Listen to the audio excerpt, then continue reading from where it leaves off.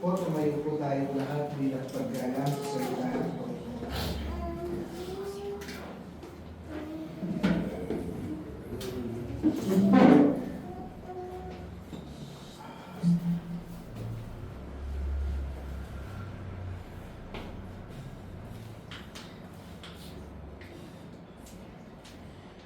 Basahin po natin ang salita ng Matthew 14, verse 1 to 12.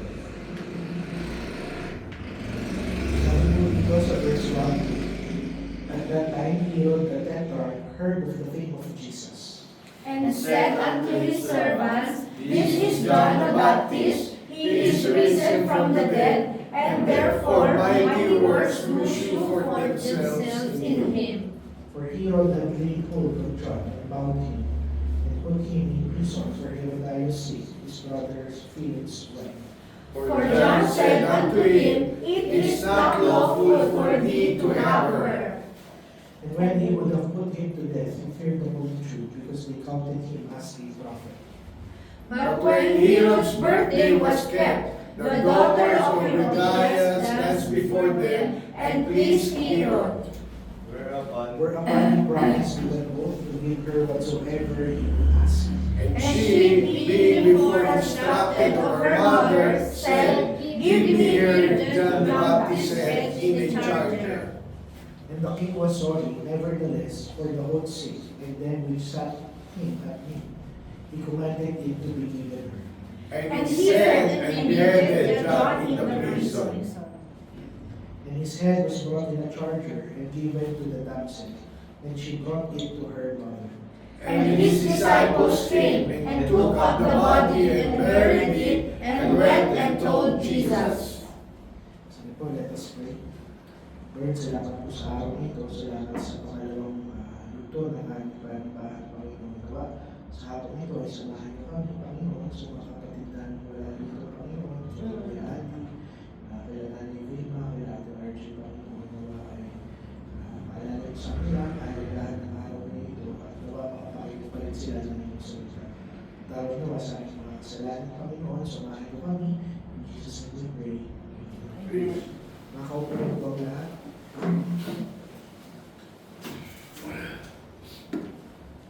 So sa Matthew chapter 14, tapos na natin aralin lahat ng parables ng ating Panginoong Jesucristo. Makikita natin dito na imbis isa pang mirakulo o isa pang parabola yung ipakita sa atin. Napaka-dark, napaka-dilim. Hindi pang bata nga actually yung text na ito. Makikita natin dito na si Herod, ang isang hari, narinig niya yung mga mirakulo na ginagawa ng ating Panginoon. And instead na pananampalataya yung maging response niya, takot yung kanyang naramdaman. By this time, sa Matthew 14, technically, yung kamatayan dito ni John the Baptist, flashback na lamang sa isip ni Herod. So ang kwento dito, sa verse 1, narinig niya yung gawa ng ating Panginoon Jesucristo. At ang sabi niya, muling nabuhay si John the Baptist. At naalala niya kung paano niya pinatay si John. At makita natin dito na imbis pa na ng palataya yung maging response niya sa mga mirakulo ng ating Panginoon. Takot ang kanyang naramdaman. Yung konsensya niya na matagal niyang pinipigilan, biglang nagsalita sa kanyang utak. At yung pangalan ng Panginoong Jesucristo, ginising yung pangalan ng isa pang tao sa kanyang isip na akala niyang pinatay niya na, walang iba kung hindi si John the Baptist. At makita natin dito sa passage natin, sa ating text, yung makapangyarihang paghahalin tulad ng dalawang klase ng lalaki. Nandito si Herod, nakaupo sa kanyang trono. Nasa kanya yung lahat ng kapangyarihan, puno ang buhay niya ng yaman, ng kasaganaan, and yet, walang kapahingahan ng kanyang puso at inaalipin siya ng kanyang takot. Si John the Baptist na kung saan nakakulong, wala siyang kalayaan at pinatay pa siya ni Herod. Matapang siyang humaharap sa presensya ng ating Panginoon. Ang punto rito, yung isang lalaki makapangyarihan siya, but in reality, mahina siya sa harap ng Panginoon. Si John the Baptist, on the other hand, nakakulong man siya, pinatay man siya, pero wala siyang takot. Si Herod, takot siya sa opinyon ng tao. Pero si John the Baptist, takot lang siya sa sasabihin ng ating Panginoon. Now, ang punto lang dito ni Matthew, kung bakit ito itinuturo sa atin. Yung spiritual danger dito, hindi nagsisimula sa kakulangan ng kapangyarihan. Technically, si Herod ang isa sa mga pinakamakapangyarihan tao sa kanilang kapanahunan.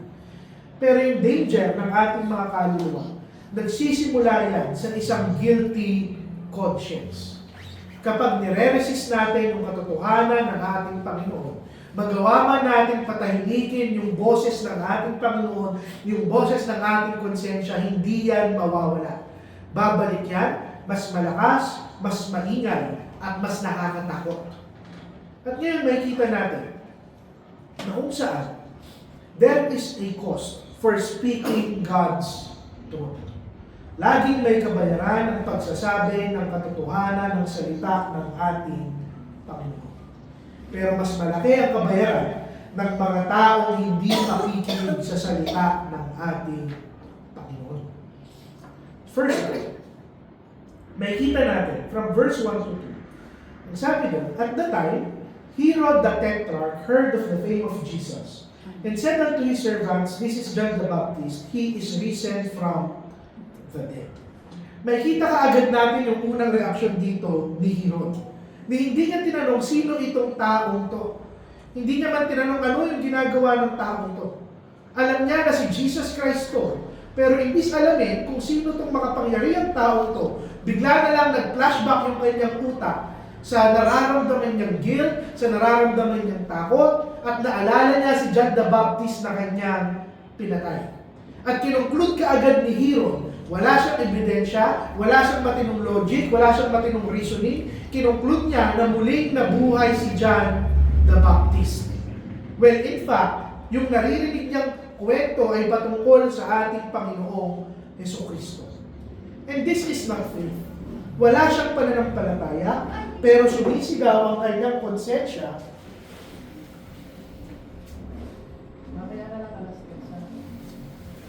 Sumisigaw ang kanyang konsensya na matagal niya nang pinapatahimik. At makikita mo na kung saan irrational yung takot na kanyang nararamdaman. Wala siyang dahilang matakot. And yet, ramdam niya sa puso niya yung kapangyarihan ng kanyang takot. Siya mismo alam niyang patay si John. Siya yung nag-utos na ipapatay. Siya yung nag-utos na ilagay sa plato yung ulo ni John the Baptist. And yet, patay na yung taong iniisip niya, patuloy pa rin siyang nire-rebuke ng salita ni John the Baptist. Ano lang yung punto?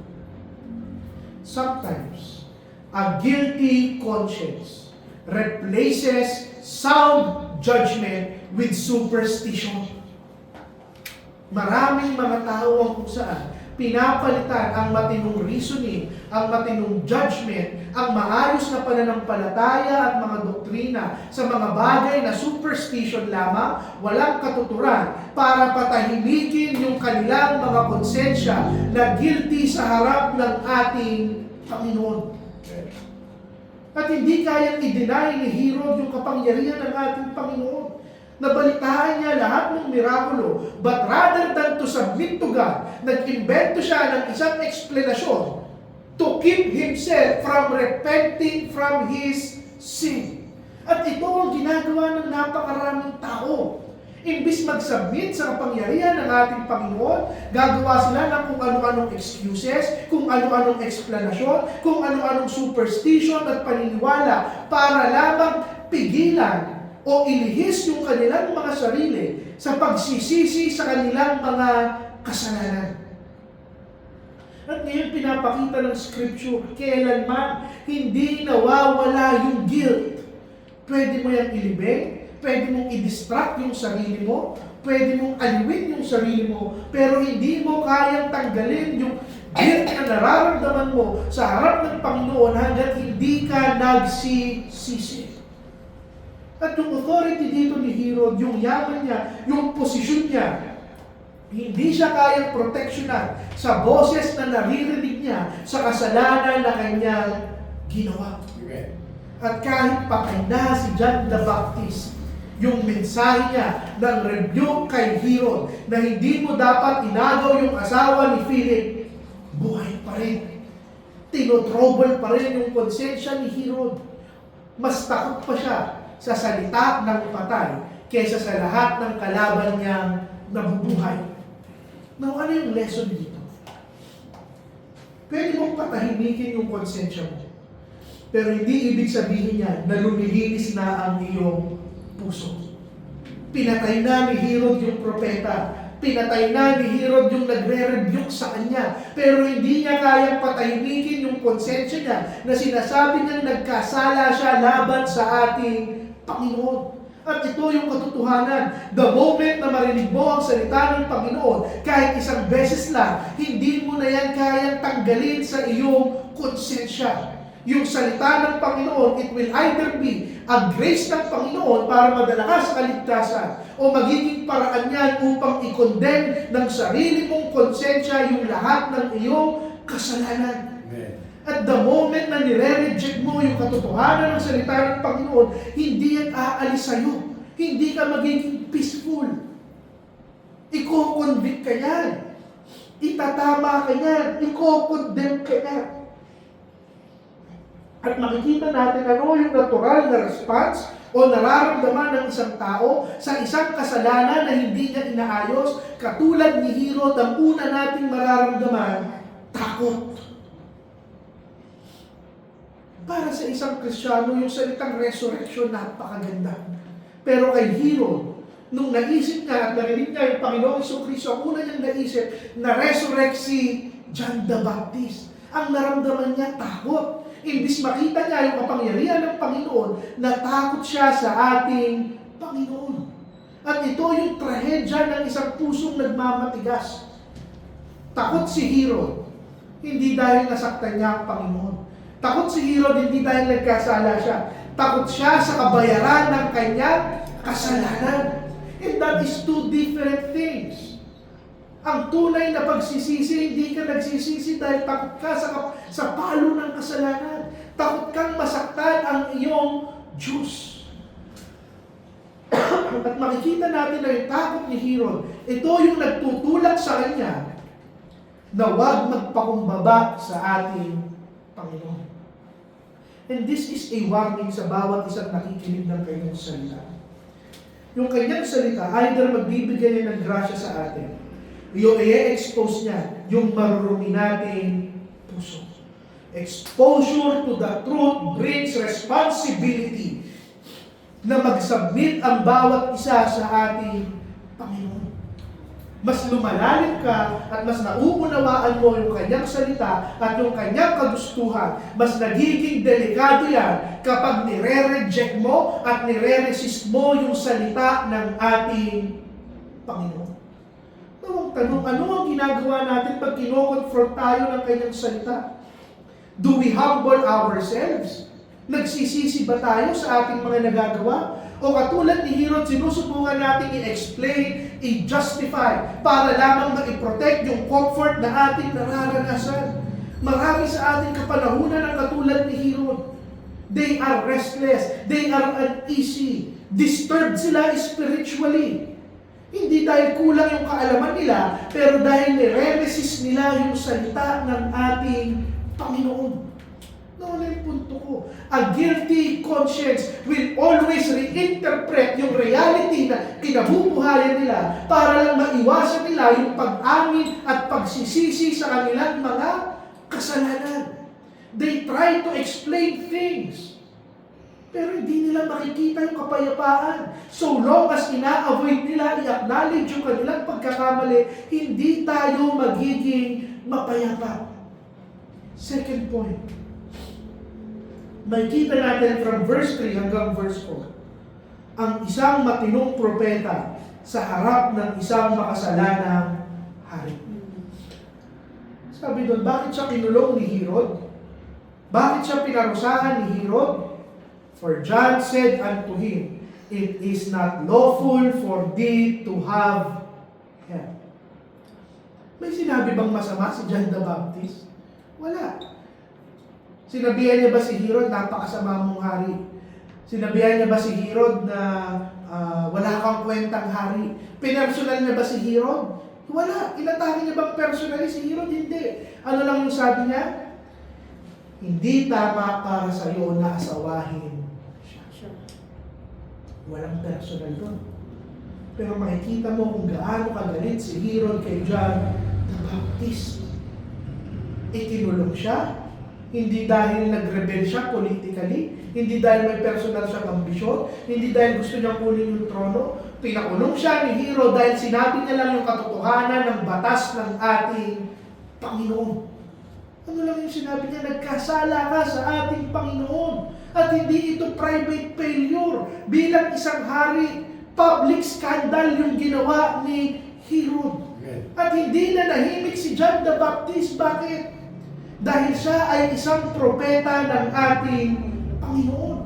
Mensahero siya ng ating Panginoon. At napaka-linaw ng rebuke ni John the Baptist. Hindi tama sa iyo na asawahin siya. Hindi niya pinalabnaw, hindi magulo, walang confusion, direct to the point yung sinabi niya, hindi yan tama. Kung titignan natin, hindi nag-aapila si John the Baptist sa society, sa culture, sa opinion ng tao. Sinabi niya straight to the point kung ano yung kagustuhan ng ating Panginoon. Hindi yan tama. And this is true rebuke. Ito yung rebuke, walang paligoy-ligoy, walang iniisip. Sasabihin niya kung ano yung sinasabi ng ating Panginoon. Ano yung punto? Yung katapatan natin, yung faithfulness natin, nire-require niya na kumprontahin natin ang bawat isang kasalanan. Even if the sinner is wearing a crown. Kahit na hari yung makasalanan ko, kumprontahin natin. At ito rin yung sinasabi ko sa ating iglesia. You can speak up even to the pastors. Pastor Dave na natuwa ako, sasabihan niyo pa yung mga may niya, nakita mo yung ginawa ko? Di ba mali? Bakit hindi mo ako itinama? Hindi mo ako inirebuke? Ito yung mapagpakumbaba, even kings, even presidents, even pastors. We confront them of their sin. Ito yung totoong role ng isang prophet, ng isang Kristiyano, ng isang messenger. Bawat isang Kristiyano ay mensahero ng Panginoon. At ang bawat isang mensahero, hindi tayo tinawag para i-appear yung authority at power ng kung sino mang tao, but to confront them with truth. Naunawaan ni John the Baptist na kung mananahimik siya, mas madali, mas ligtas, mas safe. But that would make him unfaithful sa harap ng ating Panginoon. Mas pinili niyang makulong at mas pinili niyang mamatay kaysa mag-compromise sa kasalanan ng isang hari. Ano na yung punto? Yung response ni Herod, ine-expose yung isang pusong makasalanan. Imbis magsisi siya, binura niya yung taong nagre-rebuke sa kanya. At itong katotohanan na ito, hindi mo ito kayang i-disprove. Kahit ipakulong mo si John the Baptist, hindi mo kayang baliin yung katotohanan na sinabi niya. Kasalanan para sa iyo na kunin ang hindi mo asawa. Napakadali, napakasimple. Pero ito yung strategy na ginagamit ng mga pusong mapagmatigas. Kung hindi nila kayang i-refute yung katotohanan mo, they will silence you. They will persecute you. Katulad ni John the Baptist, ikukulong ka, papatayin ka, patatahimikin ka. Alam nyo, ito yung katotohanan. Yung katotohanan ng salita ng Panginoon, kailanman hindi yan wini-welcome ng mga pusong makasalanan. Hindi naman komplikado yung mensahe ni John. Anong mahirap intindihin doon? Masama sa'yo ang kumuha ng hindi mo asawa. But it was costly. Alam nyo, hindi nga kailangan makipagtalo dito ni John. At hindi siya nakipagtalo. Sinabi niya lang yung totoo. Ipinakulong siya at eventually siya ay pinapatay. Now, makikita nyo dito, na-rebuke ni John the Baptist si Herod. Nagbago ba si Herod? Hindi. Naligtas ba si Herod? Hindi. So you will see here that technically, sa ministry ni John the Baptist ng rebuke, may naging resulta ba at pangbumunga? Wala. Pero, yung katapatan niya hindi susukatin ng Panginoon sa naging resulta sa buhay ni Herod. Susukatin niya yun sa pagsunod ni John sa kanyang panawagan na kahit hari pa, sasabihin niya ang kasalanan niya sa harap ng ating Panginoon. Hindi niya nabago si Herod. Hindi siya nagdala ng revival doon sa palasyo ni Herod. Pero ni-record ng buong Biblia that John the Baptist is a faithful prophet. Amen. Ang hindi ipinangako ng Panginoon sa atin na talagang tatanggapin ng lahat ng tao yung salita niya na ihahatid natin. Hindi niya ipinangako na maliligtas lahat ng taong nire-reach out natin. Hindi niya ipinangako na magbabago lahat ng taong nire-rebuke natin. Pero ang gusto lang ng Panginoon, maging matapat tayo na iproklama ang katotohanan ng kanyang salita. At mga kapatid, yung tapang upang itama ang mga taong nagkakamali, this is not rudeness.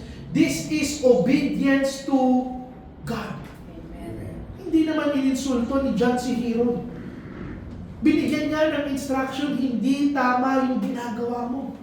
Hindi naman niya nilait si Herod. Winarningan niya, hindi tama yung ginagawa mo. Pero ito yung katotohanan. Kahit sabihin mo yung katotohanan ng may pag-ibig sa isang taong ayaw bitawan ang kanyang kasalanan, ikaw ay magiging masama. Ano yung application yan sa buhay natin? Tanungin natin yung ating mga sarili. Sasabihin pa rin ba natin yung katotohanan ng kanyang salita, even if it means na mapapersecute tayo? Sasaktan tayo? Lalaitin tayo? Tatanggalan tayo ng kalayaan? Patatahimikin tayo? Mawawala yung security natin? Handa ka pa rin bang sabihin ang katotohanan ng salita ng ating Panginoon? Ano yung punto? Maraming Kristiyano, they are willing to affirm yung katotohanan in theory. Pero the moment na alam nila na may consequence na, natatakot na yung mga Kristiyano. Kapatid, I challenge you. Bilang isang iglesia, maging matapang tayong ipahayag ang kanyang katotohanan. Masaktan ang dapat masaktan. Pero sasabihin natin ang katotohanan ng salita ng Panginoon. Sa henerasyon natin na kung saan gusto ng tao na itolerate ang bawat isa. Hindi tayo papayag, katotohanan niya ang ating sasabihin. We call ourselves Baptists. Then maging katulad tayo ni John, na kung saan handang sabihin ang katotohanan ng Panginoon kahit pa sa harap ng isang hari. Walang Kristiyano na kung saan ay takot. Each of us must ask, gaano ka katakot sa ating Panginoon na hindi mo na nararamdaman yung takot mo sa tao? Mas matakot ang bawat isa sa ating Panginoon kaysa sa mga taong nakapaligid sa atin. Pangatlo, that brings me to my third point. Si John, takot lang siya sa Panginoon. Si Herod, takot siya sa lahat ng taong kanyang pinamumunuan. Bakit? Verse 5 hanggang verse 9, nagdalawang isip pa siya bago niya ipapatay si John the Baptist. Bago niya ipakulong si John the Baptist. Bakit? Dahil alam niya na propeta ng Panginoon si John at iniisip niya kung ano yung iisipin ng tao laban sa kanya. Ano yung punto? Si Herod, yung klase ng tao na akala mo bossing, akala mo hari, akala mo nasa kanya yung kapangyarihan, pero wala siyang tapang. Pinapakita sa atin ngayon yung isang hari na kung saan namumuno sa takot niya sa opinyon ng tao. Ang pinoproteksyonan ni Herod yung kanyang imahe, hindi yung kanyang kabanalan. Gusto niyang patayin si John the Baptist, pero nagdadalawang isip siya sa sasabihin ng mga taong nakapaligid sa kanya. At ito yung marka ng isang leadership na mahina. Yung hindi mo kayang gawin kung ano yung tama dahil takot ka sa magiging consequences at sasabihin sa iyo ng ibang tao. Hindi siya nire-restrain ng kanyang konsensya. Hindi siya nire-restrain ng pananampalataya niya sa ating Panginoon. Hindi niya iniingatan si John dahil takot siya sa Diyos ni John the Baptist. Ayaw niyang patayin si John nung una dahil takot siya sa sasabihin ng mga tao. At ano yung nangyari? Compounding sin. Yung maliit na kasalanan, lumalaki. Dahil takot siya sasabihin ng mga tao. Nagkaroon ngayon ng, hindi niya kaagad pinapatay si John, nagkaroon ng birthday feast si Herod. At yung anak nila ni Herodias, sumayaw yung babae at natuwa siya. Sa kayabangan ni Herod, nangako siya dun sa kanyang anak, gagawin ko ang kahit anong bagay na iyong hihilingin. Unfortunately, yung hiniling ng kanyang anak, yung ulo ni John the Baptist sa isang plato. And suddenly, dahil yung salita ng hari hindi nababawi, hindi na pwedeng bawiin, mapapahiya siya sa lahat ng bisita kung hindi niya gagawin yung request ng kanyang anak. So in short, yung takot niya pa rin sa tao yung umiran. Ano ang sasabihin ng mga tao kung hindi ko gagawin yung request ng aking anak? So in short, pinili niyang pumatay kaysa magpakumbaba sa kasalanan ginawa niya laban sa ating Panginoon. Ano na yung lesson? Kapatid, hindi mo pwedeng maging master ang ating Panginoon kung alipin ka ng takot mo sa tao. Amen. Bilang Kristyano, hindi natin responsibilidad isipin anong iisipin ng iba. Ang iisipin ko lang ano ang iisipin ng ating Panginoon. Amen. Ano na kung saan yung public, yung pinipis ni John. Yung mga tao, yung gusto niyang pasiyahin. At the moment na makita nyo sa isang leader, kahit sa akin bilang isang pastor, na tumatayo ako para nalang pasigahin ang bawat isang miyembro, pababain nyo ako. This is not leadership. Leadership is speaking in truth, is speaking in love, is speaking what God wants. Ang pasayahin ang ating Panginoon. Kahangalan sa isang hari, sa isang leader, sa isang pastor, sa isang tatay na kung saan unahin yung iisipin ng ibang tao kaysa sa iisipin ng ating Panginoon. Tinuturo sa atin ngayon ang buhay ni Herod na ang leadership na walang morality, walang spirituality, at walang takot sa Diyos, sisirain niya yung lahat ng bagay na kanyang pinamumunuan. Nang ano yung punto? Hindi authority, hindi posisyon yung nagpapalakas sa isang lalaki, karakter. Amen.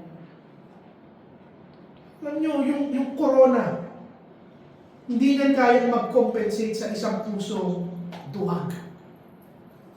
Nakahirod yung lahat ng kapangyarihan. Nakahirod yung corona. Nakahirod yung trono. Pero duwag ang kanyang puso. Ano yung application? Ito yung tanong mga kapatid. Ano yung nag-i-influence ng decision mo sa araw-araw? Yung Diyos o yung mga taong nakapaligid sa'yo? Kapatid, when you obey God, I will tell you, hindi ka magiging komportable. Amen. When you speak the truth, kahit gaano ka pa kalambing, kahit gaano ka pa mapagmahal, kagagalitan ka ng tao. Amen. Hanggat itinatama mo yung kasalanan ng iba, kagagalitan ka nila. At katulad ni Herod, marami, they are sorry about the consequences of their sins, but they are not sorry to God. Nagsisisi lang sila sa kabayaran ng kasalanan, pero hindi sila nagsisisi sa ginawa nila laban sa ating Panginoon. Yung tunay na repentance, hinahumble yung kanyang sarili, ibinababa yung kanyang sarili. Yung peking repentance, iniingatan yung ating mga imahe, katulad ni Herod. Kapatid, kung takot ka sa tao, eventually it will force you to betray your own faith. Amen. It will force you to betray your own conscience. Magko-compromise ka whether you like it or not. Alam mo, hindi lang propeta yung pinatay ni Herod ng gabing iyon. Pinatay niya yung lahat ng moral authority na meron siya bilang isang hari. At this point, wala na siyang moral leadership. Nandun na lang siya sa trono. Pero walang tao ang re-respeto kay Herod. At tingnan mo, they may silence the prophet, but they cannot silence yung truth ng salita ng ating Panginoon. Pinutulan na nila ng ulo si John the Baptist, pero nag-echo pa rin sa kanyang tenga, hindi mo dapat inasawa ang hindi mo asawa. Patay na si John the Baptist, natatakot pa rin siya sa isang taong patay. Ito titignan nyo.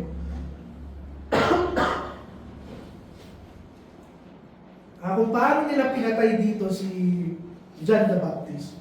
Verse 10. Ang ikli. Hindi na in-explain na itinali nila si John, dinala sa guillotine, may kumuha ng palakol. Hindi, ang sabi lang dito, and he sent and beheaded John in the prison. Sa Tagalog, at doon, pinadala nila at pinutulan nila ng ulo si John the Baptist. Ganun lang nila in-explain, lalo na si Matthew. Tanong bakit? Hindi na kailangan pang sabihin ni Matthew.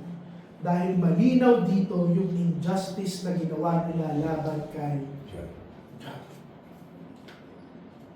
Pero, ano yung gusto kong ipunto sa bawat isa? John prepared the way for Christ. Kung bakit hindi na in-explain ni Matthew ng mahaba kung paano pinatay si John the Baptist, hindi na kailangan i-emphasize sa atin na talunan si John the Baptist. No. John the Baptist is not defeated. Kinuha nila yung ulo ni John the Baptist, pero yung boses niya nandun pa rin. Yung katotohanan niya nandun pa rin. Yung parehong hari na pumatay kay John the Baptist ay ngayon nabubuhay na may takot. Ginagambala pa rin siya ng mensahe ni John the Baptist. You can erase the Christians, you can kill the Christians, but they can never silence yung salita ng ating Panginoon. Pwede tayong patahimikin, pwede tayong paalisin, pwede tayong ikulong, pwede tayong i-persecute, pwede tayong patayin. But the moment na sabi natin yung katotohanan ng kanyang salita, hindi nila yun matatanggal sa kanilang mga puso at isipan. Amen. Tingnan nyo kung gaano rin katahimik yung mga disipulo ni John. Anong sabi sa verse 12? And his disciples came and took up the body and buried it and went and told Jesus. Napakahalaga ng huling detalye dito. Wala na si John. Pero ano yung mensahe? Christ still remains. Ano yung punto? Habang inaaral ko to, I've learned. My ministry as a pastor is never about me. I may die, I may fall, maaaring mawala ako, but my ministry was not always about me. It was about me pointing everyone to Christ. This is what it means to be a Baptist. Forget the name. Forget yung pagmamataas ng ating mga doktrina. Forget about being an elitist. What it means to be a Baptist, just like John, is to ensure that when I die, everybody else will see Jesus. Amen. My life was not about me. Putulan niyo ako ng ulo, patahimikin niyo ako, paalisin niyo ako, palayasin niyo ako, ikulong niyo ako, but I will tell of Jesus. Na hanggang sa aking kamatayan, hindi na ako makagalaw, pero yung katawan kong ililibing will point you to Jesus. Amen. This moment reminds us, kapatid, as a Christian, hindi ka i-spare ng Panginoon ng suffering. Hindi ka pinangako, hindi ka mahihirapan. Si John the Baptist nga pinatay, kinulong, sinaktan. Hindi tatanggalin ng Panginoon yung persecution. But one thing is for sure, hindi ka aabandonahin ng ating Panginoon. Amen. Iniisip siguro, nung kalaban ni Satanas, nasa kamatayan ni John the Baptist, ay pinabagal niya yung plano ng ating Panginoon. He was wrong. Everything na ginawa nila kay John the Baptist, it advanced the kingdom of Christ. Amen. Now, ito yung punto. Kapatid, martyrdom is not a failure. Pag pinapersecute tayo, itinataboy tayo, sinasaktan tayo, this is not failure. It is faithfulness. It is the result of your faithfulness. Tinapos ni John yung laban niya. Sinabi niya yung katotohanan at inihanda niya yung daan para sa ating Panginoong Jesucristo. Ito yung katotohanan sa mundo. There will be times, siguro tataas kila yun. Totoo to. There will be times that evil will appear victorious temporarily. Pero tandaan mo, nasa Panginoon ang huling salita. Yung fiesta ni Herod, yung birthday party ni Herod, hindi yan natapos sa kasiyahan. Natapos yan sa isang konsensya na hindi siya pinapatulog. Pero si John, natulog siya forever sa piling ng ating Panginoon. Yung mundo, i-reward yung kompromiso ng bawat isa. Pero ang kalangitan, i-reward yung katapatan ng bawat isang mananampalataya. Ang ito yung tanong. Katulad ni John, handa ka bang sumunod sa Panginoon? Even if everything is at stake. Handa ka bang sumunod kahit kagalitan ka? Handa ka bang sumunod kahit kainisan ka? Handa ka bang sumunod kahit layuan ka? Kinukumpulta tayo ngayon ng kamatayan ni John. Na baka mababaw yung definition natin ng success sa ating ministry. Success is never about numbers. Amen.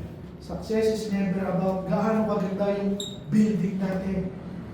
Gaano tayo karami, hindi. Success is about being faithful even at times na ipe-persecute tayo ng ibang tao. Amen.